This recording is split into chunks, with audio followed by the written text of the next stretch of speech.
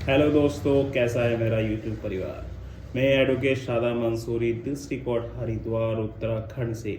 आज हम बात करने वाले हैं 14 दिसंबर 2024 को होने वाली राष्ट्रीय लोक अदालत। अगर आप राष्ट्रीय लोक अदालत जाते हैं तो क्या हमारा लोन माफ़ होगा, नहीं होगा, हमें जाना चाहिए, नहीं जाना चाहिए, ये लोन करता के दिमाग में क्वेश्चंस घूमते रहते हैं और वो परेशान होते हैं। तो राष्ट्रीय लोक अदालत का कितना बेनिफिट है और कितना आपको फ़ायदा होने वाला है, ये आज हम इस टॉपिक में बताने वाले हैं। तो मेरे से जुड़े रहें, वीडियो को बिल्कुल स्किप ना करें, क्योंकि ये मामला ऐसा है कि आप एक लोन से छुटकारा पा सकते हैं एक राष्ट्रीय लोक अदालत में जाकर। तो अगर आप मेरे चैनल पे नए हैं तो इसको सब्सक्राइब कर दीजिए और बेल आइकन को ऑन कर दीजिए, जिससे वीडियो का नोटिफिकेशन आपकी स्क्रीन पर आ जाए। देखो, राष्ट्रीय लोक अदालत जो 14 दिसंबर 2024 को लगने वाली है, अब इसमें हमें जाना चाहिए, नहीं जाना चाहिए। सबसे पहला क्वेश्चन ये बनता है कि अगर हम राष्ट्रीय लोक अदालत में अपने लोन को लेके जा सकते हैं तो आपका एक अधिकार है कि आप उसमें डिस्काउंट मांग सकते हैं। आप 60 से 80% का डिस्काउंट मांग सकते हैं, यह आपका अधिकार है।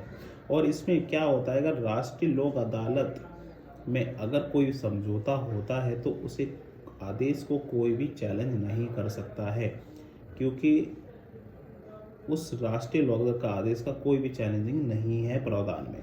इसलिए ये एक बेनिफिट होता है बैंक लोन में, किसी भी तरह के लोन में, कि अगर आपका समझौता राष्ट्रीय लोक अदालत में हो रहा है, एक तो वहाँ डिस्काउंट ज़्यादा मिल जाता है और तुरंत फाइल ख़त्म हो जाती है और उसके दोबारा उस टॉपिक पर कोई बात या किसी तरह की कार्रवाई नहीं होती है। अगर हम नहीं जाते हैं तो क्या उसमें फ़ायदा हमें नहीं है। सपोज दैट कि आपको एक बैंक ने कहा कि चलो आप सेटलमेंट कर लीजिए, हमसे समझौता कर लीजिए, तो आप उसके साथ समझौता कर लेते हैं और उससे टोकन मनी आपके उस खाते में डलवा लेता है। फिर वो टोकन मनी जैसे पैसे आ जाते हैं और आपका सेटलमेंट रिजेक्ट कर देता है, क्योंकि उन्हें सिर्फ अपने खाते में पैसा डलवाना होता है और आप परेशान हो जाते हैं। फिर आप कर भी क्या सकते हैं, क्योंकि आपने तो पैसा डाल दिया है, सिर्फ उनका इंटरेस्ट भरा है। तो ये एक फ़ायदा होता है राष्ट्रीय लोक अदालत का। अगर आप राष्ट्रीय लोक अदालत में करते तो बैंक उससे कभी भी चैलेंज नहीं कर सकता था। इसलिए कहता हूँ कि राष्ट्रीय लोक अदालत में जाए और अपना लोन माफ़ कराए, 80 से % लोन माफ़ कराएं, ये आपका फ़ायदा होने वाला है। इसमें कुछ कंडीशंस होती हैं कि कितना लोन कितने पे हो जाता है। जैसे अगर आपका क्रेडिट कार्ड लोन है तो 70 से 80% आप उसमें डिस्काउंट मांग सकते हैं, और सबसे बेटर है क्रेडिट कार्ड में माफ़ किया भी जाता है। और अगर आपका पर्सनल लोन है तो उसमें 60 से 80% आप उसमें डिस्काउंट मांग सकते हैं, क्योंकि ये ज़्यादातर लोक अदालत में होता है। बहुत से लोक अदालत में, पिछले लोक अदालत में 10-10 लाख के लोन सेटलमेंट हुए हैं 3-3 लाख रुपए में।